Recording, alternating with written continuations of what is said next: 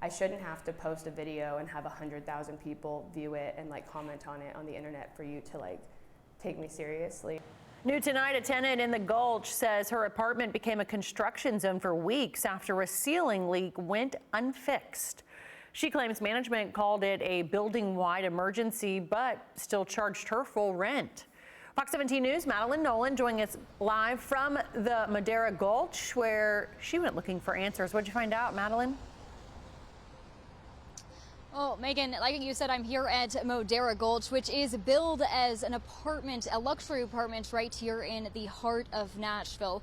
Now, that tenant that I did speak to says that she reported this leak pretty early on, but it took weeks for them to finally start making some of those repairs. And by then, half of her ceiling was missing. And when management wouldn't respond to her, that's when she turned to TikTok and then finally got some of those answers.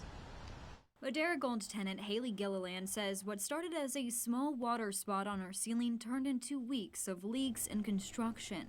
She says maintenance showed up promptly at first, but when the problem returned 2 weeks later, crews had cut into her ceiling. That's when I started realizing, like, okay, this is a bigger issue than we realized. Gilliland says she asked for a rent discount while living amid the noise and dust, but she was told no. I reported it, they waited for 2 weeks, and now it's an emergency.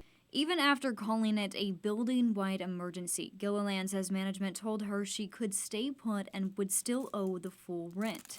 Under Tennessee law, landlords are required to keep rentals safe and livable and make repairs within a reasonable amount of time, generally about 2 weeks after being notified.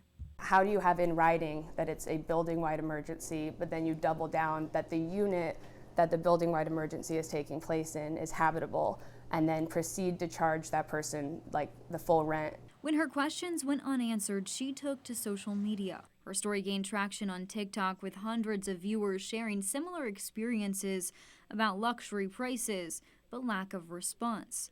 After that online attention, Gilliland says management offered to let her out of her lease, but only if she signed a release. I told them absolutely not. She has now been let out of her lease, but wants others to know what she had to deal with.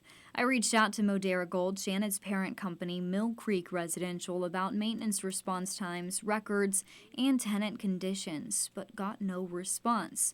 When I went by in person, I was wondering if management is here. I'm a reporter with Fox 17 News. I was told by the front desk that management instructed them to tell me no comment.